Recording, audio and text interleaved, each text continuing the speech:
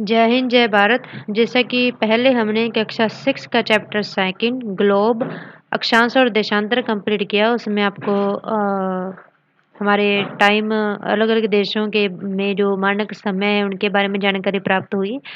और इसी क्रम में आज हम अगला चैप्टर पृथ्वी की गतियाँ करने जा रहे हैं। जैसा कि आपको पता है कि पृथ्वी 2 प्रकार की गतियाँ करती है। एक तो वह अपने अक्ष पर घूमती है और दूसरा वह चारों सूर्य के चारों तरफ चक्कर लगाती है। तो इन 2 गतियों से दिन और रात कैसे होते हैं और हमारे पूरे वर्ष भर में ऋतु परिवर्तन कैसे होते हैं और इनके प्रभाव क्या हैं, इनके बारे में विस्तृत जानकारी प्राप्त होगी।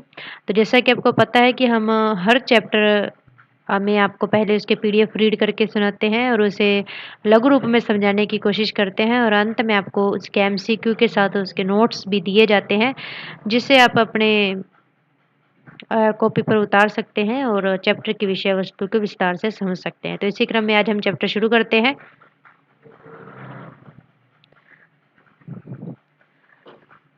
जैसा कि आप जानते हैं, पृथ्वी की गति 2 प्रकार की है, घूर्णन एवं परिक्रमण।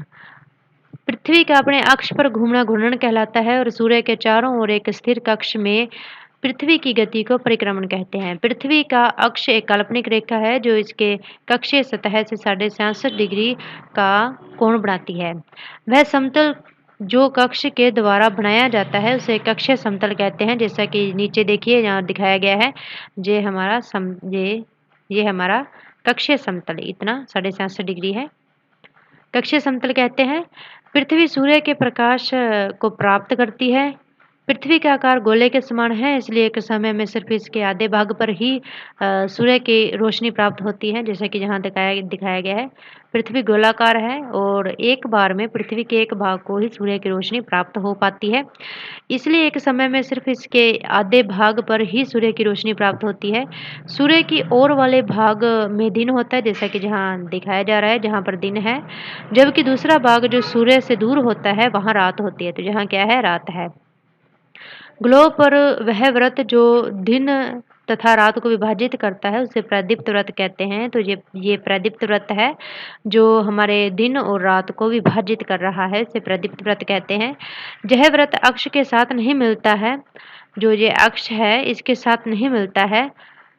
जैसा कि आप चित्र 3.2 में देख सकते हैं, पृथ्वी अपने अक्ष पर एक चक्कर पूरा करने में लगभग 24 घंटे का समय लेती है।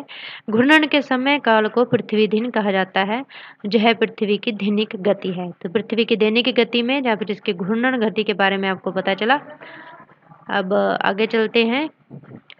अगर पृथ्वी घूर्णन नहीं करे तो क्या होगा? अब अभी आपने ऊपर पढ़ा कि पृथ्वी 24 घंटे में अपने अक्ष पर एक चक्कर पूरा लगाती है, तो इससे दिन और रात होते हैं। अब यदि पृथ्वी अपने अक्ष पर घूमे ही ना तो क्या होगा?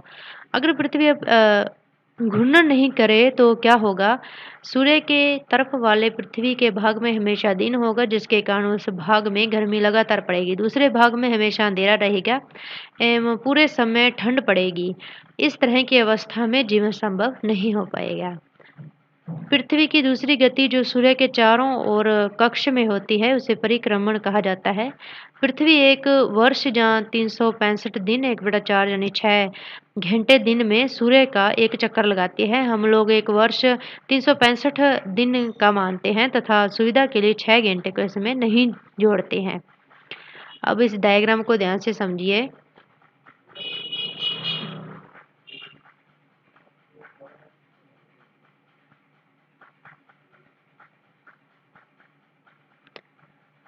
यह उत्तरी गोलार्ध है जिसमें ग्रीष्म ऋतु है। अब जब हमारी 21 जून होता है तो जो सूर्य का प्रकाश है वो कर्क रेखा पर सीधा पड़ता है।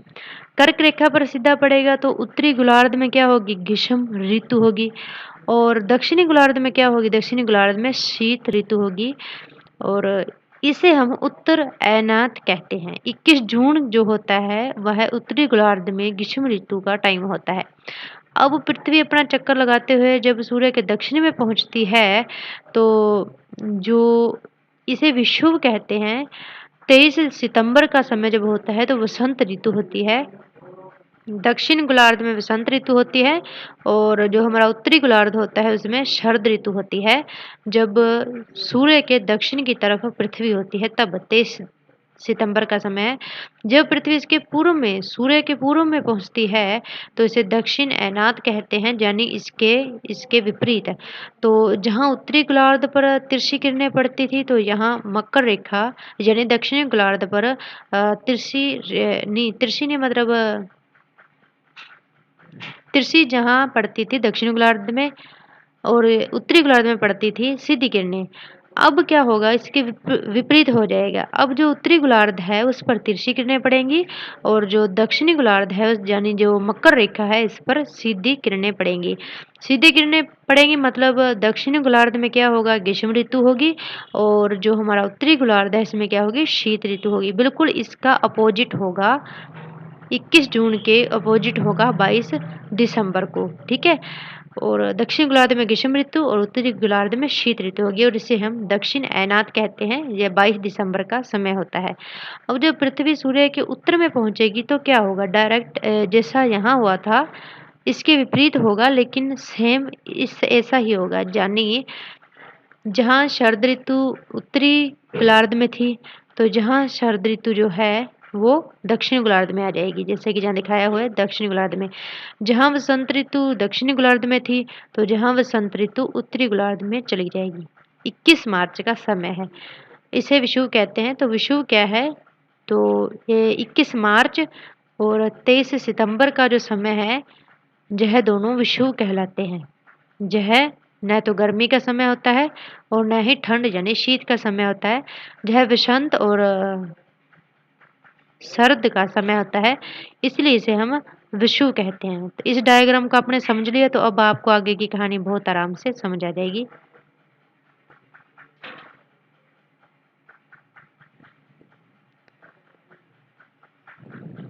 4 वर्षों में प्रत्येक वर्ष के बचे हुए 6 घंटे मिलकर एक दिन यानी 24 घंटे के बराबर हो जाते हैं। इसके अतिरिक्त दिन को फरवरी के महीने में इसके अतिरिक्त जो दिन है, अब जो हमारे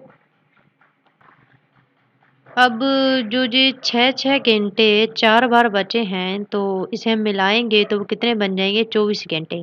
अब आपको पता है कि 24 घंटे का एक क्या होती है, एक दिन होता है। अब यदि हम हर साल के 6-6 घंटे बचाएँ तो 4 साल में यानी चौथा साल जब होगा तो उसमें 1 वर्ष बन जाएगा। अब साधारण वर्ष में क्या होते हैं, 365 दिन होते हैं, लेकिन चौथे वर्ष में जब हम जाते हैं तो 24 घंटे और मिलाकर 366 दिन हो जाते हैं। अब वो दिन जो है जो 6-6 घंटे से मिलकर बना है 4 वर्षों में, उसे हम कौन से महीने में काउंट करते हैं, तो उसे हम फरवरी माह में काउंट करते हैं, जिसे हम लीप वर्ष कहते हैं। तो जिस वर्ष में जो हमारी फरवरी है वो 29 दिन की होगी, उस दिन यानी उस साल क्या होगा, वह लीप वर्ष होगा, ठीक है। तो इसके अतिरिक्त दिन को फरवरी के महीने में जोड़ा जाता है। इस प्रकार प्रत्येक चौथे वर्ष फरवरी माह 28 के बदले 29 दिन का होता है। ऐसा वर्ष जिसमें 366 दिन होते हैं उसे लीप वर्ष कहा जाता है। पता लगाइए कि अगर लीप वर्ष कब होगा, तो आप अपने टाइम के कौन सा साल चल रहा है आप लगा सकते हैं, जैसे कि 2004, 2008 ये सभी लीप वर्ष थे और आगे 2024 लीप वर्ष होगा। ध्यान दीजिए कि पृथ्वी पूरे कक्ष में एक ही दिशा में झुकी हुई है, 23.5 डिग्री झुकी हुई है। सामान्यतः एक वर्ष को गर्मी, सर्दी, वसंत एवं शरद ऋतु में बांटा जाता है। ऋतुओं में परिवर्तन सूर्य के चारों ओर पृथ्वी की स्थिति में परिवर्तन के कारण होता है। अब आपको कोई कहे कि पृथ्वी के अपने अक्ष पर घूमने घूमने से जो 24 घंटे में ऋतु में परिवर्तन होता है, तो ऐसा नहीं है। पृथ्वी के अपने अक्ष पर 24 घंटे में घूमने से दिनों रात होते हैं, उसमें ऋतुओं पर कोई प्रभाव नहीं पड़ता। ऋतुएं जो परिवर्तित होती हैं, जो ग्रीष्म, सर्दी या फिर वसंत और शरद ऋतु आती हैं, ये पृथ्वी सूर्य के चारों तरफ परिक्रमण करती है, उसके प्रभाव से आती है। तो ऋतु में परिवर्तन सूर्य के चारों ओर पृथ्वी की स्थिति में परिवर्तन के कारण होता है।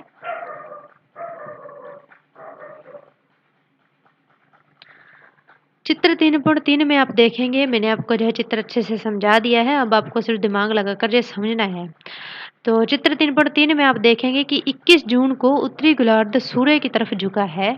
सूर्य की किरणें कर्क रेखा पर सीधी पड़ती हैं, इसके परिणामस्वरूप इन क्षेत्रों में ऊष्मा अधिक प्राप्त होती है। ध्रुवों के पास वाले क्षेत्रों में कम ऊष्मा प्राप्त होती है क्योंकि वहां सूर्य की किरणें तिरछी पड़ती हैं। उत्तर ध्रुव सूर्य की तरफ झुका होता है तथा उत्तरी ध्रुव रेखा के बाद वाले भागों पर लगभग 6 महीने तक लगातार दिन रहता है।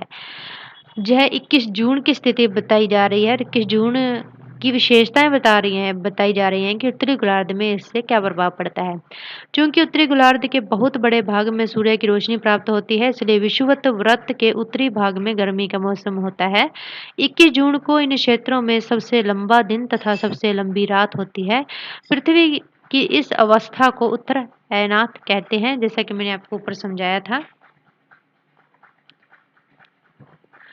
22 दिसंबर को दक्षिण ध्रुव के सूर्य की ओर झुके होने के कारण मकर रेखा पर सूर्य की किरणें सीधी पड़ती हैं। तो 21 जून के विपरीत जो मैंने आपको बताया था, जब पृथ्वी है वो सूर्य के पूर्व दिशा में चली जाती है, वो जो मैंने आपको स्थिति बताई थी, वो हमारी 22 दिसंबर की स्थिति है।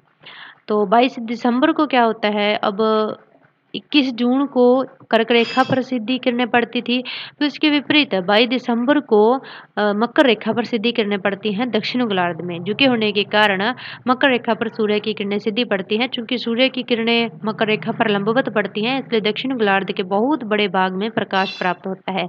इसलिए दक्षिण गोलार्ध में लंबे दिन तथा छोटी रातें वाली ग्रीष्म ऋतु होती है। इसमें एक फ़र्क है, उसमें सबसे लंबी रात और सबसे लंबा दिन 21 जून को उत्तरी गोलार्ध में प्राप्त होता है। लेकिन हमारा जो दक्षिण गोलार्ध है, इसमें क्या है, दक्षिण गोलार्ध में लंबे दिन तथा छोटी रातें वाली ग्रीष्म ऋतु प्राप्त होती है। इसके ठीक विपरीत स्थिति उत्तरी गोलार्ध में होती है। पृथ्वी की इस अवस्था को दक्षिण अयनात कहा जाता है। क्या आप जानते हैं कि ऑस्ट्रेलिया में ग्रीष्म ऋतु में क्रिसमस का पर्व मनाया जाता है?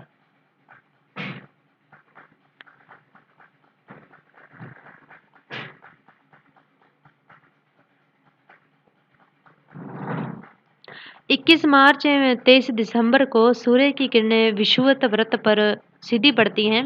इस अवस्था में कोई भी ध्रुव सूर्य की ओर नहीं झुका होता है, इसलिए पूरी पृथ्वी पर रात एवं दिन बराबर होते हैं और इसे विषुव कहा जाता है। अब 23 सितंबर और 21 मार्च, इस समय क्या होता है कि जो हमारे दोनों गोलार्धों में जो सूर्य की किरणें हैं, वो हमारे विषुवत वृत्त पर पड़ती हैं। ना तो वह कर्क रेखा पर सीधी पड़ती हैं और ना ही मकर रेखा पर सीधी पड़ती हैं।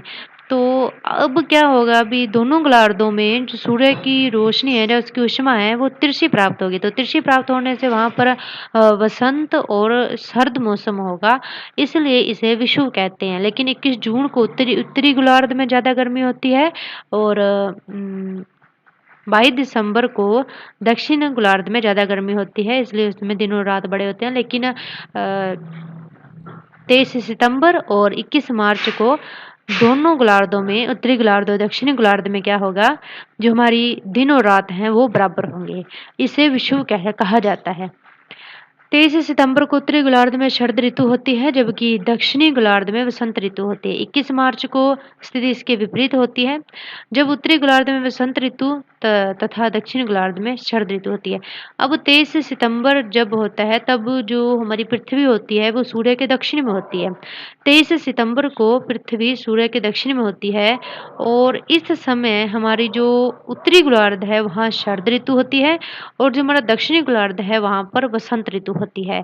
और इसी के विपरीत 21 मार्च को स्थिति इसके विपरीत होती है, तब हमारे उत्तरी गोलार्ध में वसंत ऋतु होती है और दक्षिणी गोलार्ध में शरद ऋतु होती है। इस प्रकार स्पष्ट है कि पृथ्वी के घूर्णन और परिक्रमण के कारण दिन एवं रात तथा ऋतुओं में परिवर्तन होता है।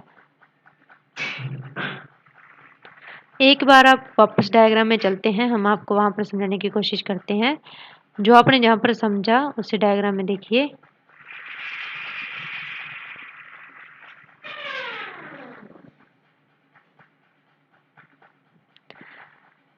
ये हमारा सूर्य है और ये है हमारी पृथ्वी। पृथ्वी 23.5 डिग्री डिग्री क्या है, झुकी हुई है। अब क्या है कि जो ये सूर्य है और सूर्य के पश्चिम में हमारी पृथ्वी है और ये 23.5 डिग्री झुकी हुई है।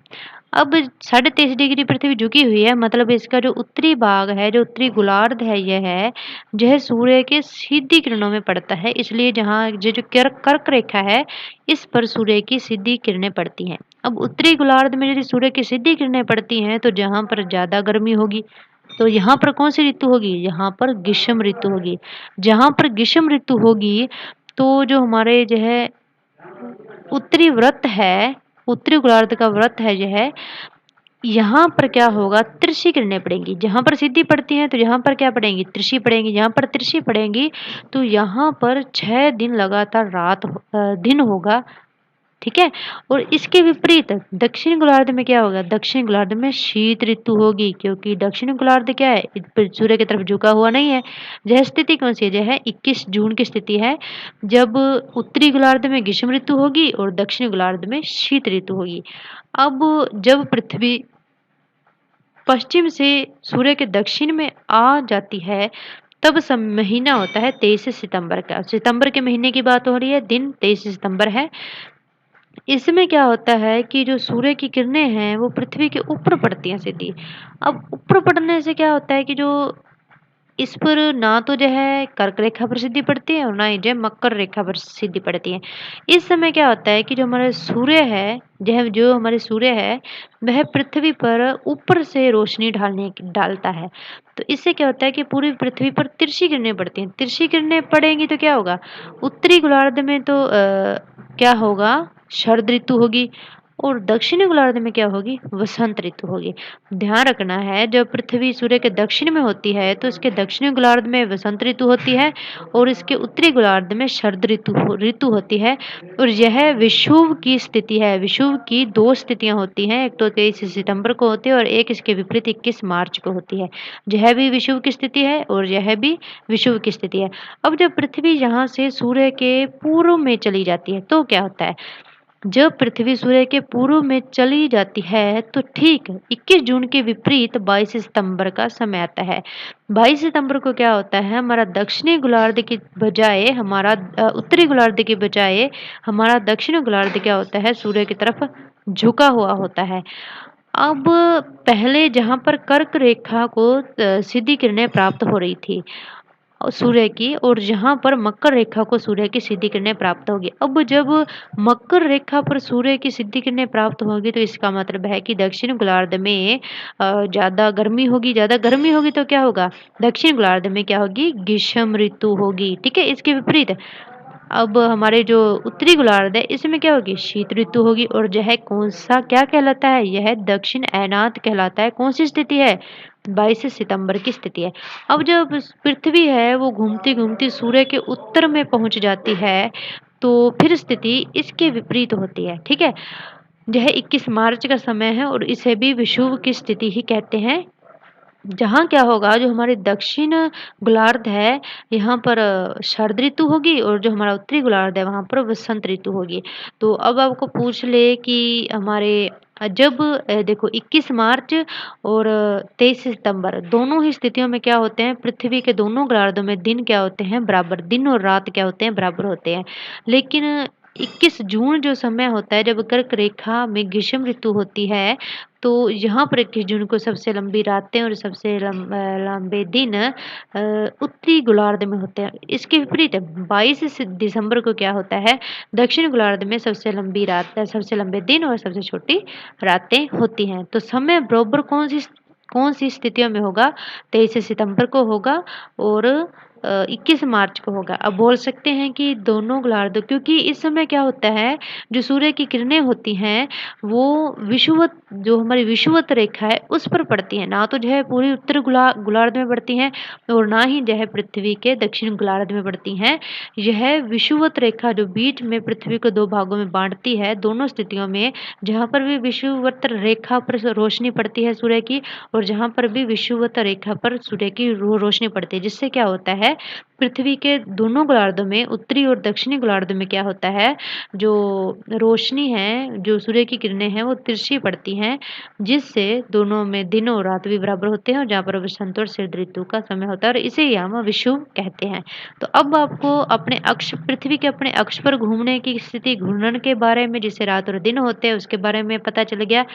और साथ में आपको एक साल में जब पृथ्वी सूर्य के चारों तरफ अपना चक्कर लगाती है 365 दिन में, और 4 साल बोले तो 366 दिन में, यानी लीप वर्ष में, और इसमें ऋतु में क्या प्रभाव होता है, कैसे परिवर्तन होता है, और किस समय शरद ऋतु, किस समय ग्रीष्म ऋतु, और किस समय शीत ऋतु, और विषुव समय 21 मार्च को क्या होता है, 23 सितंबर को कौन सी ऋतु होती है, और 22 दिसंबर को कौन सी ऋतु होती है, और 21 जून को कौन सी ऋतु होती है। अब इसके बारे में विस्तृत जानकारी आपको प्राप्त होगी। एक बार आप खुद इसे ध्यान से देखेंगे तो आपको जो है अच्छे से समझ आ जाएगा। आगे चलते हैं, इसके क्वेश्चन आंसर देखते हैं।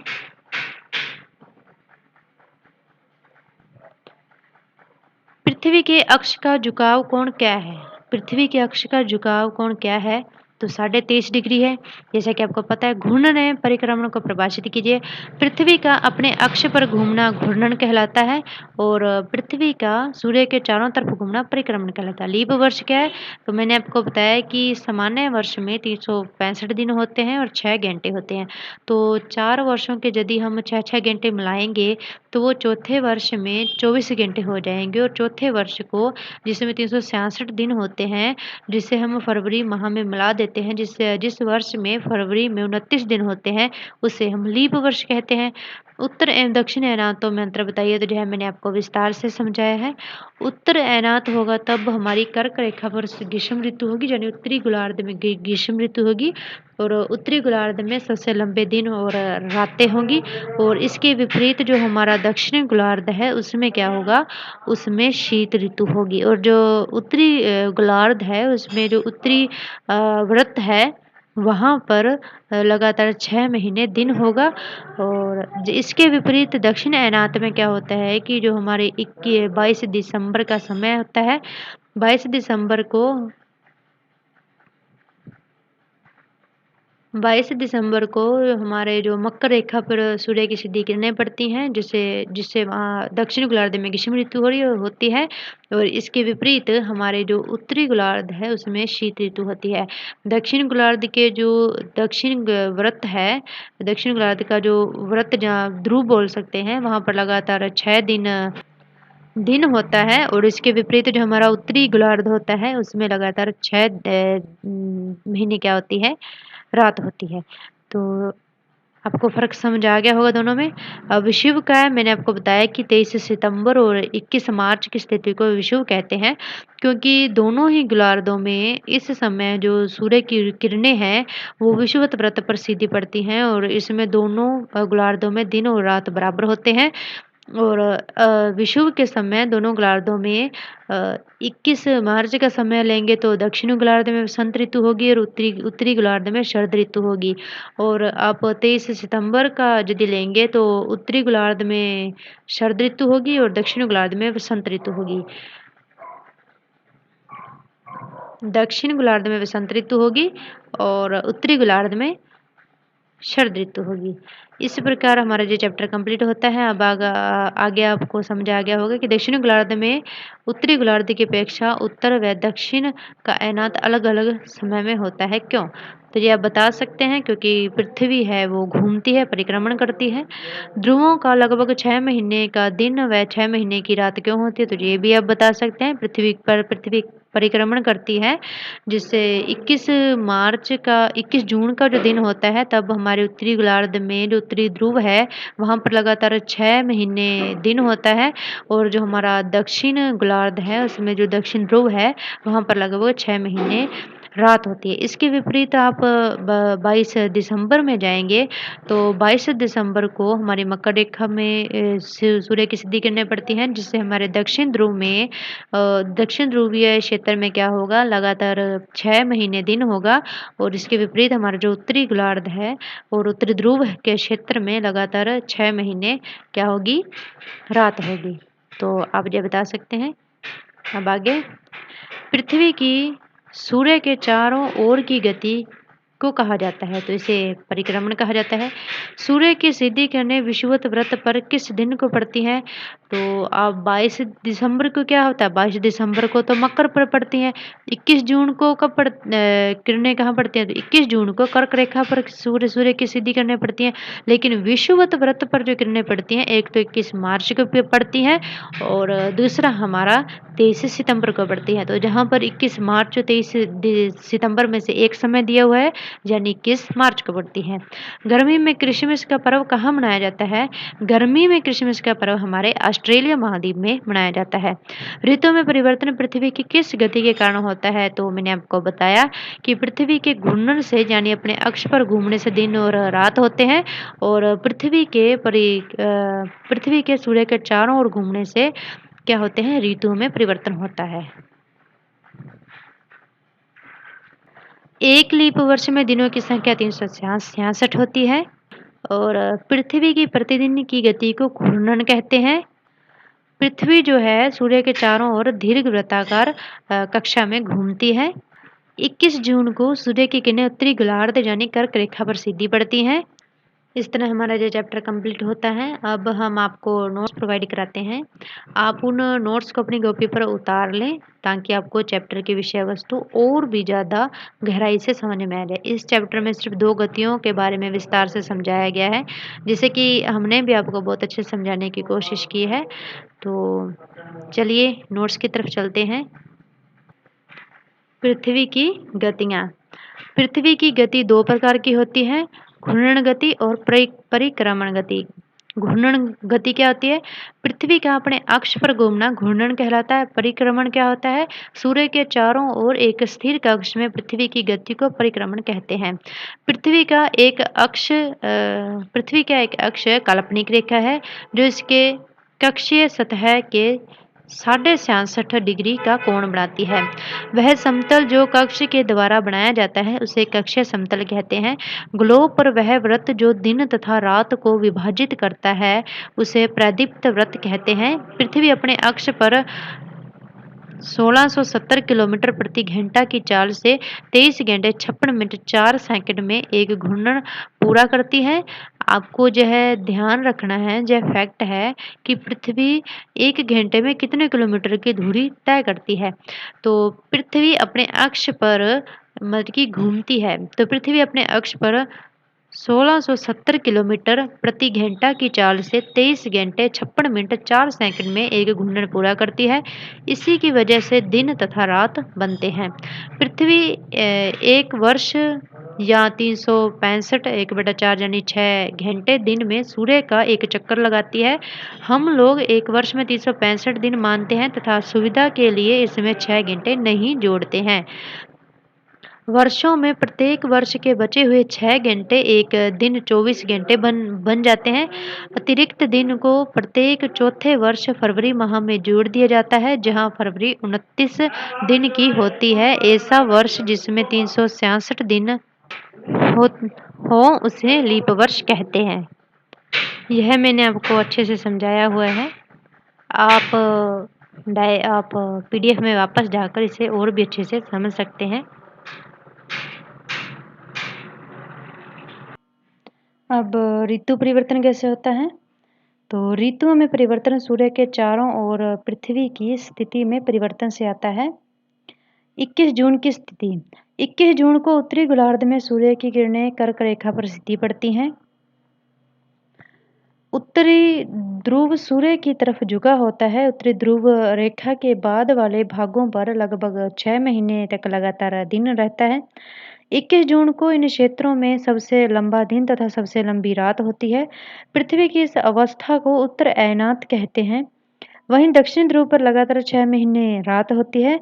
21 जून में पृथ्वी की इस अवस्था को ग्रीष्म अयनात भी कहते हैं। 22 सितंबर की स्थिति बताई जाए, दिसंबर की स्थिति। 22 दिसंबर को दक्षिणी ध्रुव के सूर्य की ओर झुके होने के कारण मकर रेखा पर सूर्य की किरणें सीधी पड़ती हैं। इसलिए दक्षिण गोलार्ध में लंबे दिन व छोटी रातें ग्रीष्म ऋतु होती हैं।